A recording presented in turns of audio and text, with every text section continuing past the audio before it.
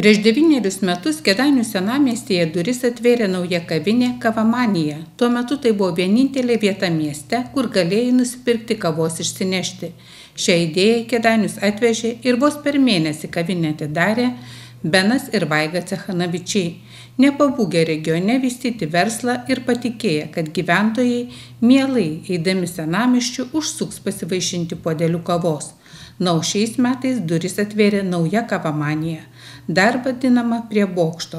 Tai vieta, kurioje ne tik bus galima atsigerti ypatingos kavos, kuria prekiaujama tik Kėdainiuose, bet ir suvalgyti vėlyvų šeimos pusryčius ar ką tik iškeptą bandelę. Kada visi labai bijo kažko naujo, kažką plėstis, daryti, jūs atsidarėt naują, kaip skyrių pasakyt, Kavamanijos naują kavinukę netgi ir ypatingą su pusryčiais Kėdainiuose.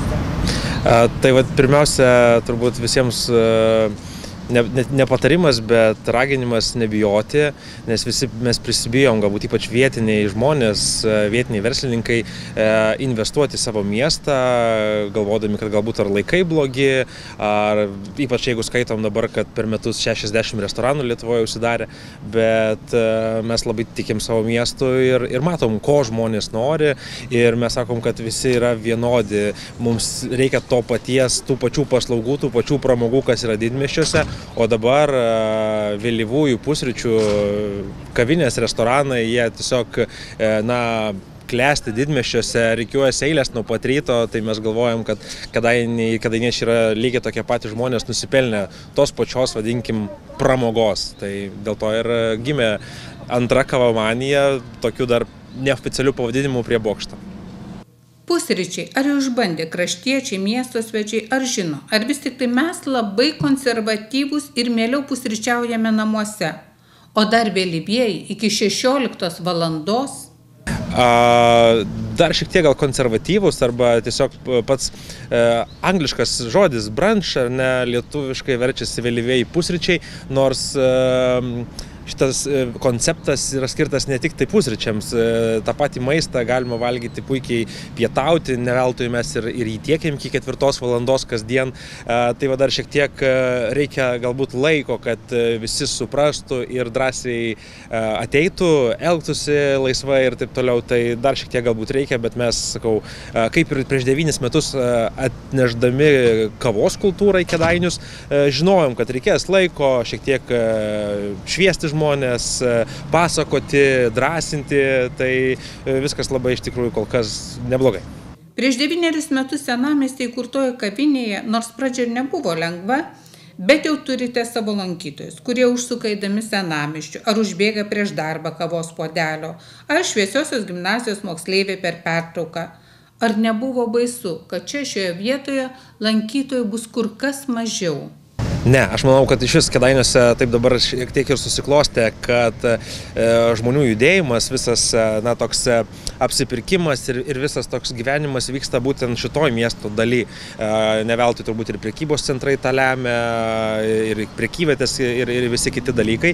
Tai mes to tikrai nebijojom ir sakau, per tos 9 metus išgirdom kėdainiečius, ko jiems reikia, arba galų gale, ką jie veikia laisvalaikiu išvažiuodami į Kauną. Mes turim ganėtinai Kėdainiai tokį didelį iššūkį, kada pusę valandos ir mes esam Kaune, tai vadinkim, kėdainiečio šeima drąsiai gali sau leisti išvažiuoti šeštadienį arba tiesiog darbo dienos popietę į Kauną ir ten praleisti laiką, pavalgyti, papusryčiauti.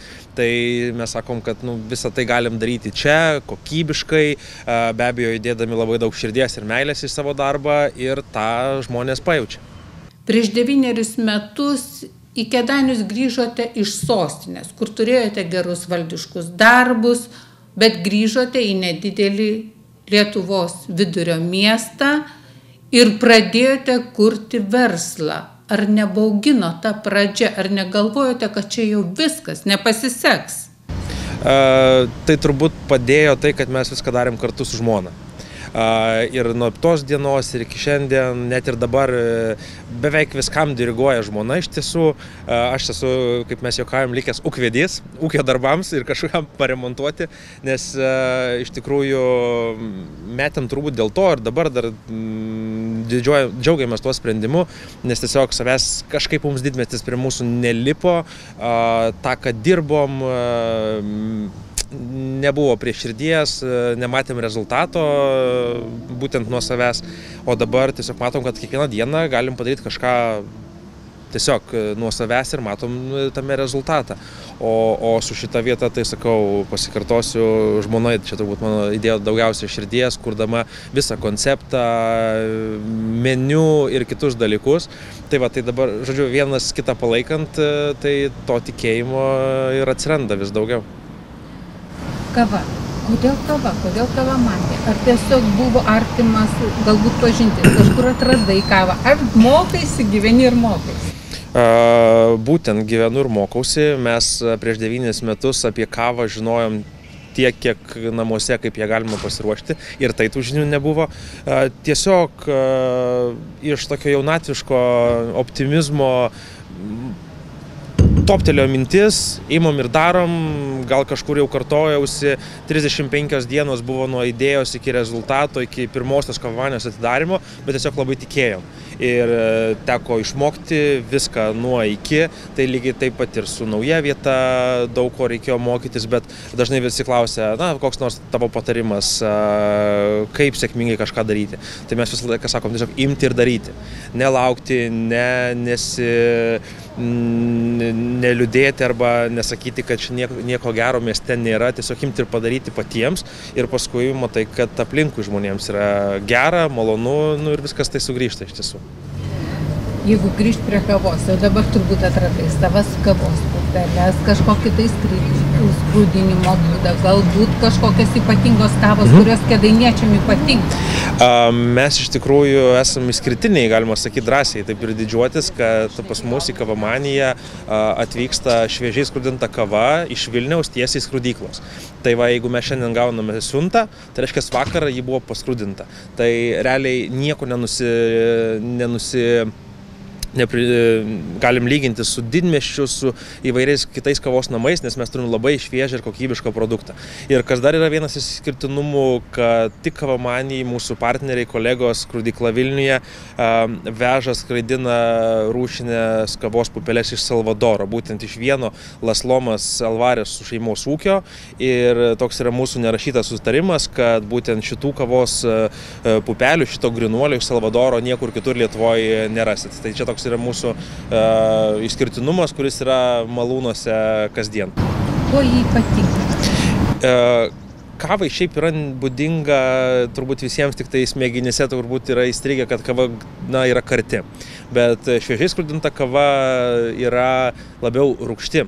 Nors mes prisibijom tos rūgšties, bet ta negeroji rūgštis dažniausiai būna iš blogos kavos, kuri būna suskrudinta, kuri būna pasenusi ir taip toliau.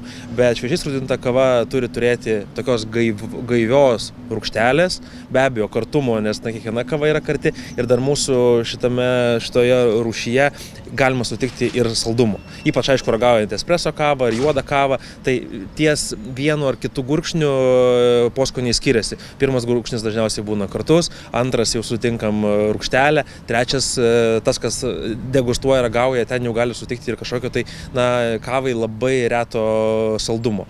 Tai va, žodžiu, visas toks, puokštė miksas skonių ir poskonių. Tai jeigu norim įsigyti kėdainiečių kavos, kuri labai gražiai supakuota, ir mes gausim tokios? Taip, būtent kėdainiečio kava, kuri yra jau berods 6 metus kaip puikus suvenyras, dovana, būtent ten yra sufasuota Salvadoro kava, kurią mes kiekvieną dieną verdam ir čia Kavamanijai. Tai simboliška ir būtent taip. Kokią kavą kėdainiečiai labiausiai? Espresso, latte, cappuccino. Ar vis tik tai priklauso nuo laiko? Vis dėlto Mes save pozicionuojam kaip kavos namai, labai norim ir siekiam, kad žmonės mėgautųsi juodos kavos puodeliu arba espreso, kur tikrai gali pajusti kavos skonį, poskonį, vertinti ir taip toliau.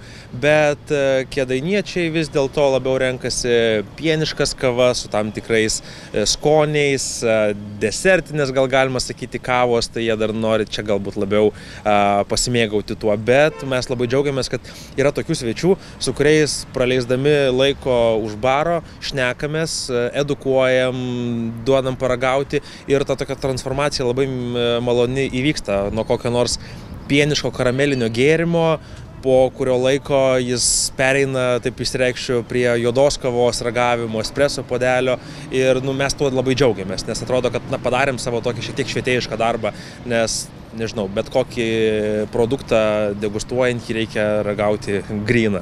Ar kvepalus, ar vyną, ar ką nors kitą. Na, o šalta kava, vadinamoji frappé, ar populiari Kėdainiuose toj vasara, šiltasis metų laikas? Šaltų sezonas gėrimų taip pat įsijungia, lyginant panašiai su šiltuoju sezonu, su turizmo sezonu, taip. Tada be abejo šalti gėrimai, gaivūs, frapės, šaltos kavos. Dabar, kaip mes juokaujam, populiaru prieš keletą metų atėjo į Vilnių, Kauną mada gerti mačą šaltą latę. Tai mes jos lygiai taip pat turim ir mes nieko negalim nusileisti ir didmiesčiams. Atrodo tiek daug - šeima, verslas, kavinės, bet randi laiko Kėdainiams. Esi labai aktyvus kėdainietis.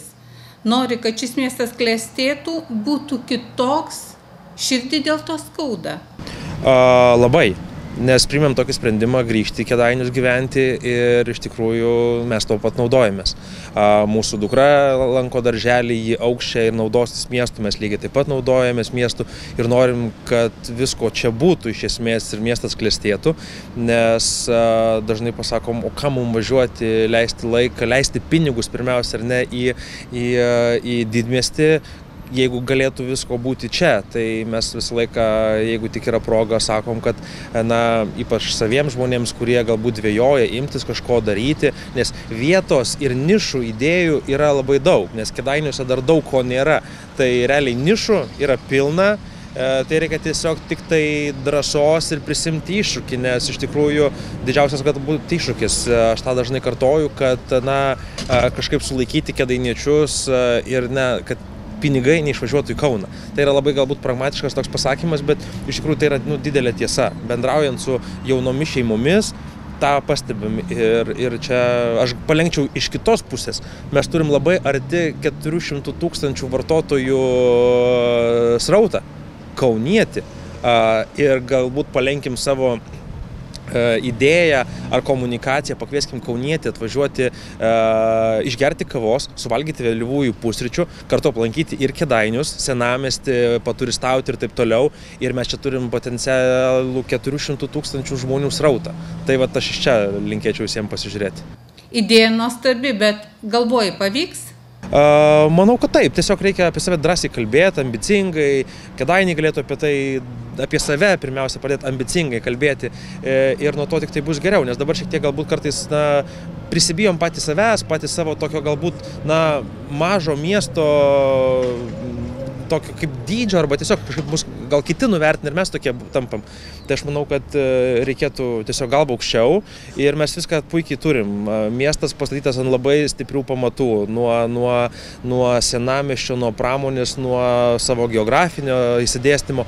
Tai manau, kad turim labai tikrai geriausius dalykus ir juos tik reikia išnaudoti. Jeigu grįžtumėm prie jūsų naujosios kavinės, gražiai vadinamos Prie bokšto, vėlyvieji pusryčiai, karštos bandelės, tai kada gali užsukti kėdainiečiai, miesto svečiai arba, kaip tu sakai, net ir kauniečiai?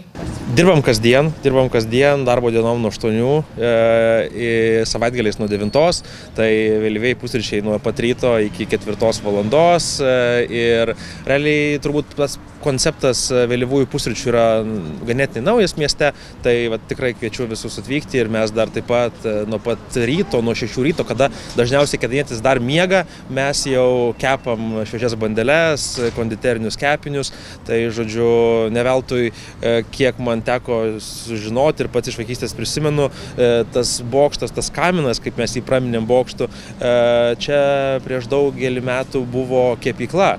Dar ją visi kėdainiečiai prisimena kaip šiltą duoną. Aš pats ją prisimenu visiškai taip pro miglą, tai tokia galbūt simbolika grįžo šiek tiek. Ir vėl mes čia kepam, skleidžiam šiltus, mielus kvapus rytais, tai va tiek. Patys kepam? Taip, tai mes turim virtuvę ir visą tai būtent, kol jūs miegat, mes jau kepam.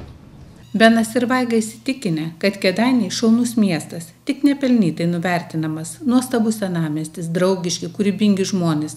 Tik norėtųsi, kad jie būtų aktyvesni, nebijotų siūlyti ir įgyvendinti naujų idėjų, kad į Kėdainius atvyktų daugiau jaunimo, šeimų su vaikučiais. Benas įsitikinęs, kad tai geriausias mažas miestas Lietuvoje. Tik reikia daugiau ambicijų ir ambasadorių, kurie pasakotų apie šį šaunų miestą ir kviestų atvykti į jį.